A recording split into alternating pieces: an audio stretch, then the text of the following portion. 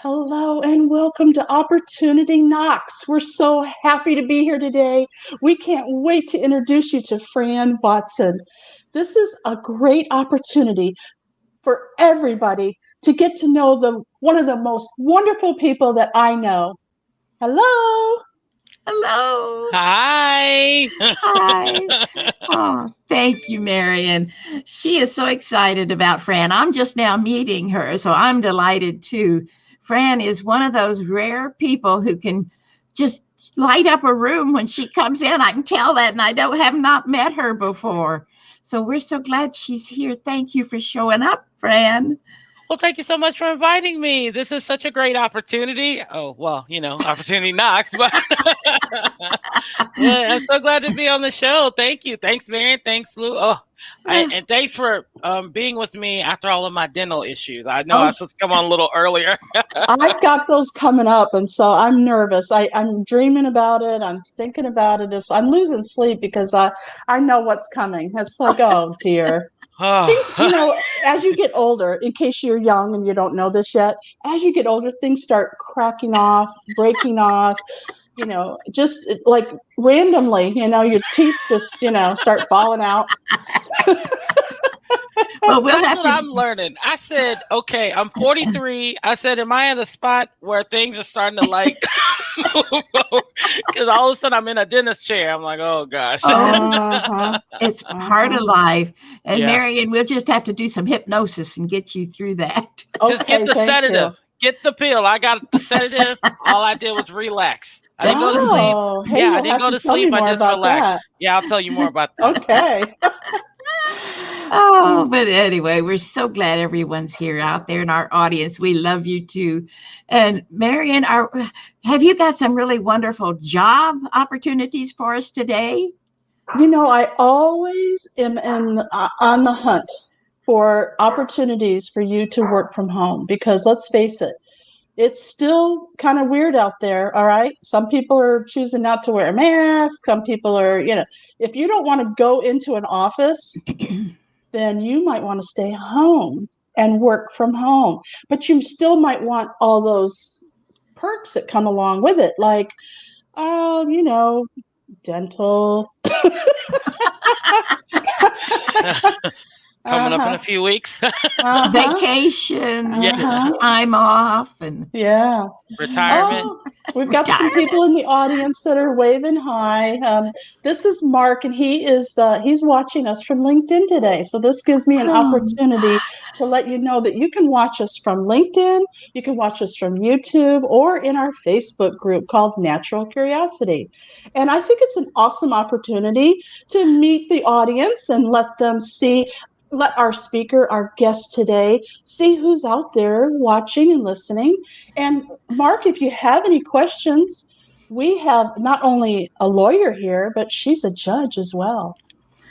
And she's going to talk to us about all those legal papers that most of us don't want to think about because it talks about death, but they're important. So that's what we're going to do today after Marian tells us about the job opportunities.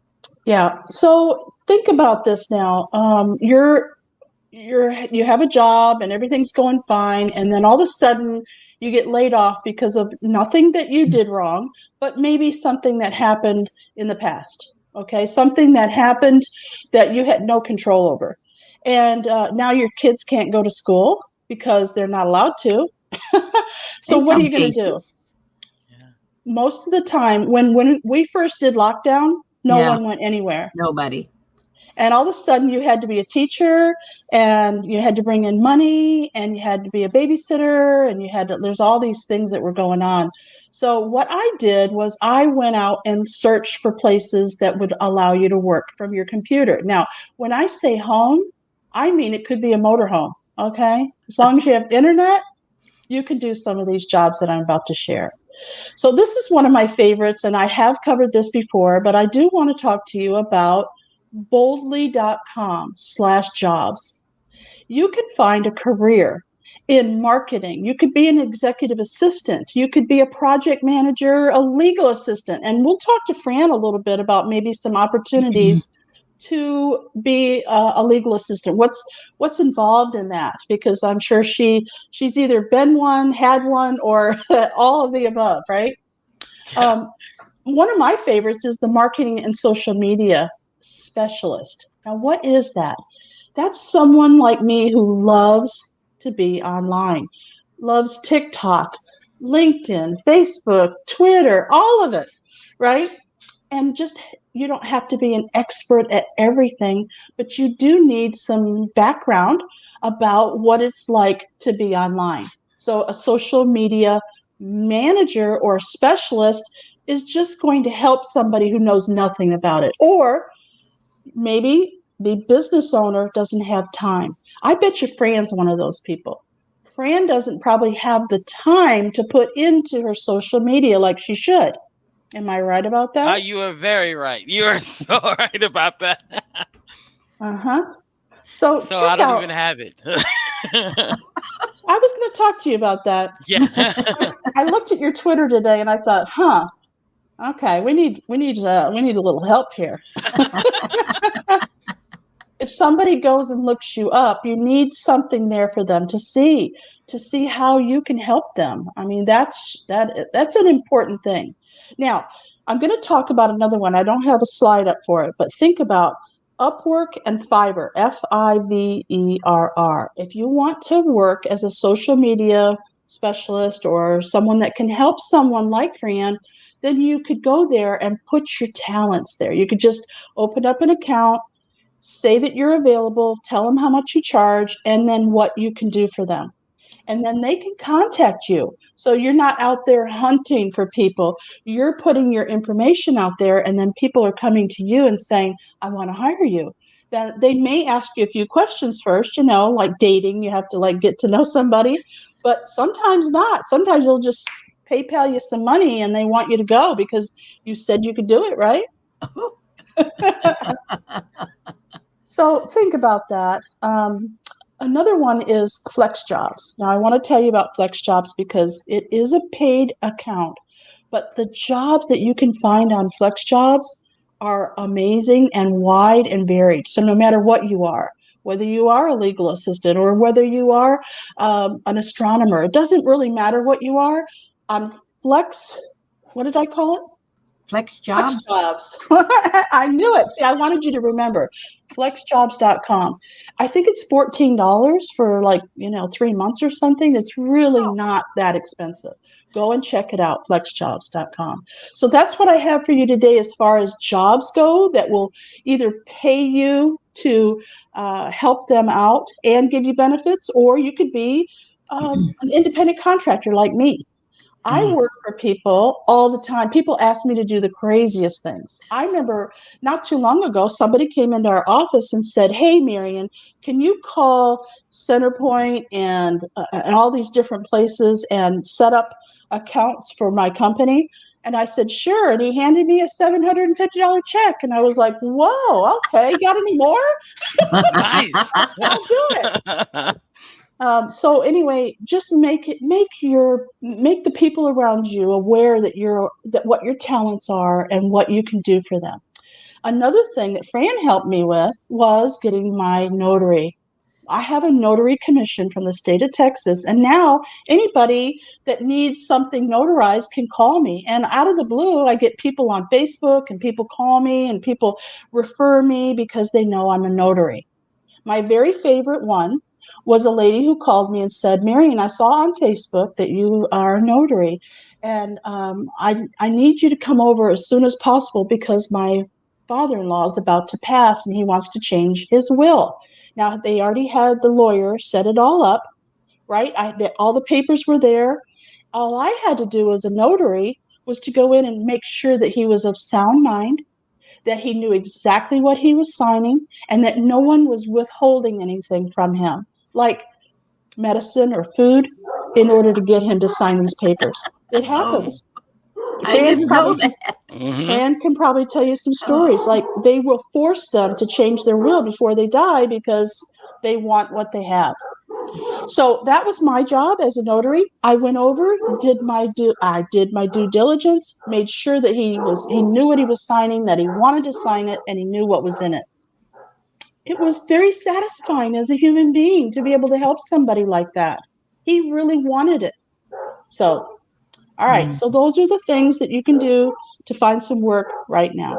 Yes, definitely. Oh, Fran, when we're working from home's not all fun when the dogs are barking, is it? But it happens as part of the technology world. If we want to work from home and have our pets nearby, then they might bark once in a while, and we love them. So, yes. but anyway, Wait a minute. Wait, hold on. What? Mark is saying some more things in the chat. He's saying, I'm here because I'm a real estate investor who buys probate and estates and may have questions. Yes. So Thank you, Mark. Let's not make him wait. Right, Lady Lou? Definitely. Well, so tell us a little bit, Fran, about how you got into this kind of work. Was the legal profession in your family, so you carried on, or how did that work? Actually, no, I'm a first generation college graduate, law school graduate. I'm the one in my family to become a lawyer. And so actually how this came about is I ended up going to law school because I went to college pretty late, and I took a psychology in the law class, and it was so interesting to me. And so I was either going to get a PhD in psychology, or I was going to get my law degree. But a law degree was 3 years and a PhD was 5 years. So I ended up going to law school. But when I graduated, I was trying to figure out what type of law I would practice. And really what ended up happening, I practiced because I chose this practice because LGBTQ people before marriage equality were not allowed to get married. And so because of that, there was no estate plan in place. And so people were losing their inheritances when their partners died. And so I ended up going into this type of work because really just to help the community, the LGBTQ community. And then after marriage equality, people, they started, passing away. And after people started passing away, I didn't know what to do after that. So then I had to go get some training. And it was just very interesting finding out how the probate process works, how guardianship works, what happens when we're trying to pass people's property and their assets. And really, it just came to a point where I wanted my practice to focus on protecting family legacies. And so that's how I got into this. And I've been doing it for about 11 years. Over 11 years. I've been doing the probate and guardianship part for probably about 8 years. Oh, that's beautiful. I love the fact that she sends. I actually hired her. Well, I haven't paid her yet, but she is my attorney because she said so, right? Eventually, I'll get a bill. Anyway, she sends a form where you fill everything out so that it doesn't take much time when you're actually with her because everything has been answered. Now, she will answer any questions ahead of time as you're filling out these forms. If you have a question about something, she'll answer that.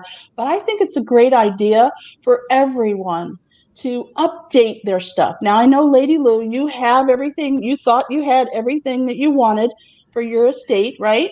But then you realized by listening to Fran that you didn't have everything. What was that form that you didn't have? Well, it's the HIPAA form.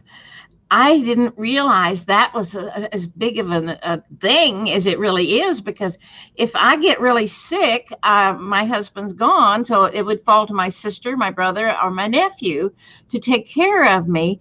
And they have to know at the hospital and at the doctor's offices that they are allowed to see my medical records. Mm-hmm. Otherwise, I'm there, I'm encased. Nobody can see those records. They can't help me. I was appalled when I found out that there was a HIPAA form because I don't have it yet. So this week I will have it. Good.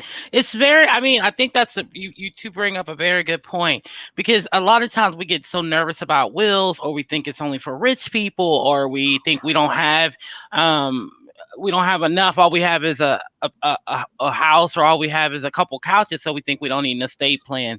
But it's so much more than that. It's not only the will, but it's the documents that accompany the will. Because before a person passes away, there might be situations where they need to be taken care of, and they won't be able to take care of themselves. And so having those documents in place are also helpful.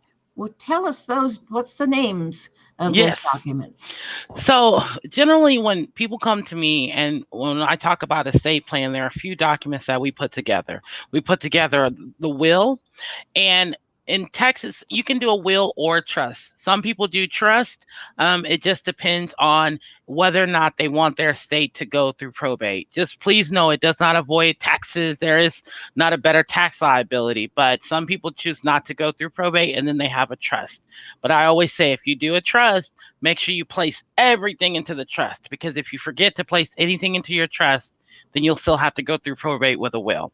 So so it's a whole thing. So a last will and testament or trust, I help with those documents. But then you have the accompanying documents, and that's the power of attorney. There are two types of powers of attorney.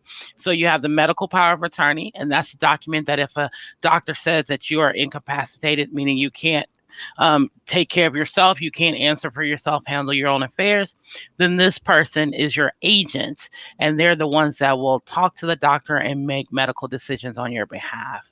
And then you have the durable power of attorney, which you probably all know is a financial power of attorney. That's the one when the person steps into your shoes and they are responsible for taking care of all of your financial issues, whether it's paying your bills, whether it's talking to financial institutions, whether it's having to sell property to pay for things. But there are some limits to that.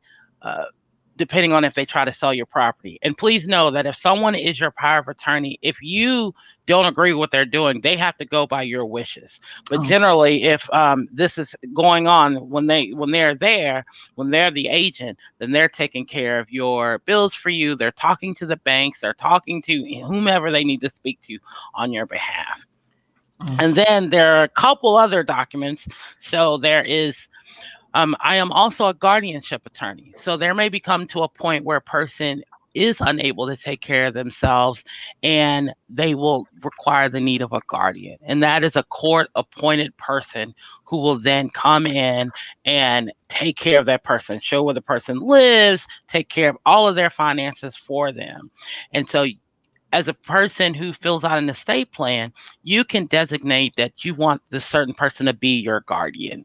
And it doesn't make them your guardian automatically, but it says that while I am here creating these documents, if I ever need a guardian, this is the person that I want to be my guardian. Mm-hmm.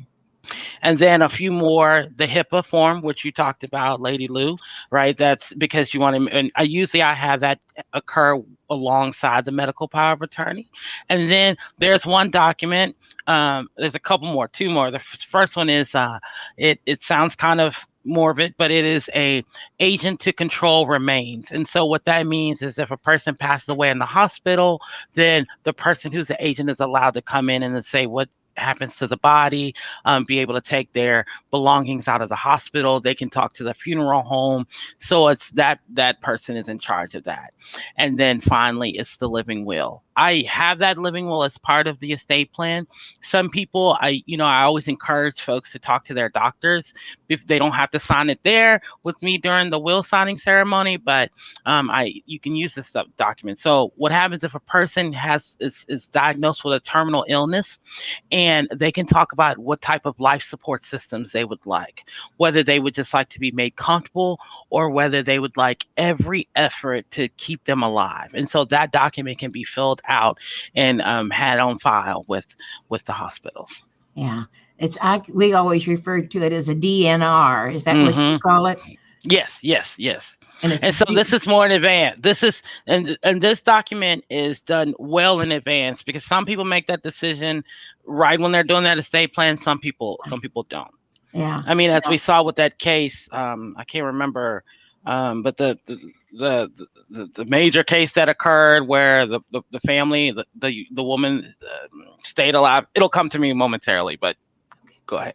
Well, while you're thinking about it, let me ask you about this. Now, my mother had prepaid for her cremation through the National Cremation Society or whatever, and she said, all you have to do, because she knew she was dying, she said, all you have to do is call this number and they will take care of everything. Now, does this form that you were talking about, is that the form we need to give to the hospital or hospice or whoever is taking care of us? Yes, so that agents of control remains, you would give that. So that form could be given to the prepaid burial company. That would be given to the hospitals. It would be given to hospice. You'd have it, yes. And so you could have copies to give to all of these spaces. Okay, good. Now, remember, if you have questions, feel free to put them in the chat, because Fran is here for a long time. We're going to keep her for like 2 days, and don't you worry. Now, we have another comment here. Oh, this is from Mark again, and he says he has met both of me and Lady Lou years ago in circles that we shared on health and personal spiritual growth, maybe 20 plus years ago. Oh my goodness. Has it been that long? Wow, Mark. It has been. Yeah, that's amazing. That's awesome that y'all been doing this work for so long, right? And seeing that you have folks that follow your work, which means, you're doing some great things. Well, we love it. That's the best part. We're helping folks. Our hearts are into sharing. We want everybody to have what they need to make their life easier and better. And Marian, oh my goodness, she is such a giver. I love that lady. That's probably why. Thank you, Lady Lou. You too. That's probably why I immediately loved Fran as soon as I met her. And I made this little graphic today to represent a little bit about what Fran does. Now, this not only covers her personal, but also her professional life. Tell us a little bit about your wife and this little cute. That is her, right in the photo. Yes. How did this photo come about? The no hate. So before becoming a judge, I kind of got started a lot of active work. And I would go and do different types of activism and speak at different various events I'd speak at the Texas Ledge, I'd speak at the city council. And one of the programs that I got involved in was the No Hate campaign. And so what the No Hate campaign was, it was really to show that LGBTQ people were just trying to live and don't need, are really just trying to live and work and worship like everyone else. And so they had this No Hate campaign. And what you would do, they would meet up in different cities all over the country. And that day we were at a conference. It was the Creating Change conference. And so they had a whole booth set up. And so you go and they put the duct tape on, and then they have some kind of pose and they take a picture of you. It was, and so they were all, they'd be at universities, all these different places, and people would wait for them. Like, we waited on that picture. I think we waited like 2 hours to get that picture taken. It's packed. Yeah. That was probably about like 5-6 years ago. I remember. But it was amazing. Yeah, remember it? Like, it was a while back. I do. Well, I love your heart, and it shines through in what you do. So no matter what you're involved in, you're just shining. That's a good word for you. You're a shiner. As soon as you walk in the door, the place lights up. It's just wonderful. Oh, look, that's very sweet. and let me tell you, because I collect her mail and things, and people come in and they just love her. They're giving her all kinds of presents, and I get people coming in all the time just really raving about Fran. So if you're going to hire an attorney to help you with some of these things, wouldn't you like somebody who's personal and personable and a real giver at heart? That's right. And when Marian talks about she collects her mail and stuff, this is at her day job, the office in America. Tell them a little bit about that, Marian. Well, I do love to support small businesses, and so it's a fun place for me to be able to greet and collect mail and sign for packages and things like that. It's a wonderful opportunity. It really is. And like I said, every time Fran comes in, it's like, oh, good, Fran's here. Yeah. They've been really great to me. I mean, that's how I met Marian and Becky through Office in America. And let me tell you, as you saw in that picture, my former law partner had just gotten elected to judge, and so I was trying to figure out what I was going to do with my business, or if I was going to go try to work for somebody or go back to being solo. And so I made the decision to go back to being a solo attorney practitioner. And then I was looking around and I found Office in America, and I've been with y'all for what, 2.5 years now. Yeah, that sounds And about y'all right. have been so great. Y'all have helped me get in the office space. And then when COVID hit, I didn't have any issue, right? So my business just has Right. continued on. Right. And then, yeah, and then I still have the office space when I need the office space. They protect me from with the masks. They make sure all the clients have the temperature changes. And then Marian became a notary. And so she helped me out on a big will signing that we had been prepping for like 3 months. And so it's been a great experience. And I'm so glad I got to meet you during this. And now I met you, Lady Lou, because of Marian. Oh, well, we love it too, because our whole thing is meeting wonderful people. And I could tell you were wonderful when I first met you about 20 minutes ago. Well, Fran, why don't you tell us any horror stories about somebody who didn't do their will, or tell us something that you want us to know about why you should go for this and soon. I do appreciate that. So what I would like to say is, even if you think you don't have any assets, you never know. And in Texas, we will search until we find the assets. We will any assets you may have will end up becoming unclaimed property that sits at the state. And then to claim that property, you would need to have some kind of documentation. And so I always think three things. One, if you already have a will in place, things change. You have to make sure that the executors, because there's some roles in your will that are important. There's the executor, and that's the person that you have appointed to step into your shoes to wind down your affairs. And so you want to make sure that the executor has not passed away. You want to make sure that you have an alternate executor. You may have bought some homes. There may be some things that have been left out of your will. So you just want to check to see if there have been any major life changes that you want to update that. If you do not have a will and think you don't need a will, I would challenge you to get a will, even if it is a simple will. Texas has such an easy probate process. And when I say probate, I mean it is the legal process of transferring your assets at death. If you do not have a will, then you may go to a bank. You may think, I just have the death certificate of this loved one, and then you'll go, and what's going to happen is that financial institution is going to tell you, we need an order signed by the court. So then you have to go back and you have to do something called an administration, which takes a whole lot more time. It costs a lot more money. Whereas if you have a will, then even with a will in Texas, if you just have a piece of property, we make it easy for you to just transfer that property. It's called a muniment of title, but what it is a streamlined probate process. So our probate process is so simple when you have a will. And so I just think, even if you have a simple will that may say, I want everything I own to go to my daughter, or I want everything I own to go to my husband, just make sure that there's a will in place. I have two questions. One is from an audience member, and the other one is, let's say somebody has a will and a whole thing in place. Can they hire you to look it over to make sure it's got everything legal and what it needs? Yes, because the Texas Estates Code, they control how a will should be, the proper elements to a will. And so you want to make sure that the will is signed it's called the testator or the testatrix. Male or female is kind of gendered in that. And then you want to make sure that it is witnessed by two people that are over the age of 14. They need to be in the same room. They need to make sure that you are of sound mind, and you want to make sure that it's notarized. It's something called a self-proving affidavit, but that's where what Marian was telling you, that's where the notary comes in.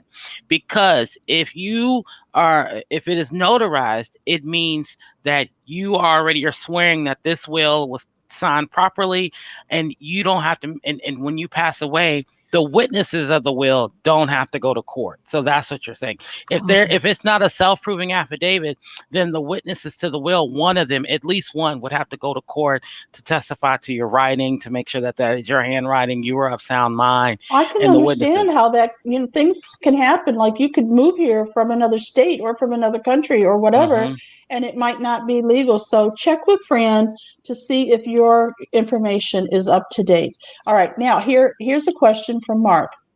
He says, I'm going to read it to you because I'm sure it's small. My question is, does Fran know anything about Medicare or Medicaid or nursing homes, the importance to transfer assets before a certain point or age? I have met people who felt their hands were tied regarding selling their property at a certain point. Do you understand what I mean by this?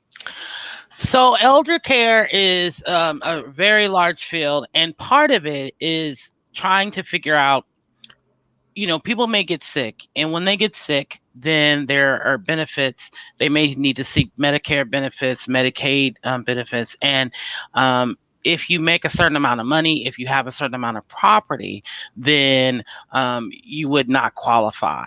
So one of the things that we try to do is talk to people is about supplemental needs trusts, or S&Ts. You may hear about those. And what the supplemental needs trust is that everything that you have, you place it into this trust. And when you place it into this trust, whether it's your property, all you place in the trust, so that way, if you need to qualify for benefits, then it does not count as part of your assets. The only thing about that is once you place it in the trust, it cannot be changed. It cannot be modified. Another thing that people think about doing is selling their property or giving their property away. Mark has an update before you go on. He says this is not about Texas. Okay. My mother passed away in Michigan and had properties in 2 states, Michigan and Arkansas. Isn't there something about a time frame that a state has to be settled by after a death, like within 2 years or something? So you have to have your will settled within 4 years. So generally, if you have a property, and it depends on the state, but most states will say that you have to have the property done within 4 years. And because there's property in 2 states, then there has to be something called ancillary probate. So there will be a small probate that will need to be done in. So if depending on which state, good, Mark. Depending on the state where your mother passed away, the ancillary probate will occur for wherever that property is. So if she passed away, if she had property in Michigan, and what was the other state, Arkansas? Yes. So if she passed away in Arkansas, then there will be an ancillary probate in Michigan.